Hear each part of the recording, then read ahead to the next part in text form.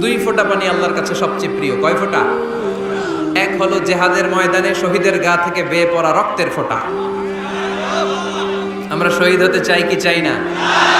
শাহাদাতের তামান্না যদি কারো অন্তরে না থাকে, এটা কি মুমিন না মুনাফিক?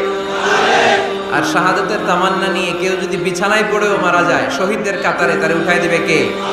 প্রথম হচ্ছে জিহাদের ময়দানে শহীদের গা থেকে দাঁড় করে ঝরে পড়া রক্তের ফোঁটা, একটা গেল। দুই নাম্বার হচ্ছে অনুতপ্ত বান্দার চোখের পানির ফোঁটা।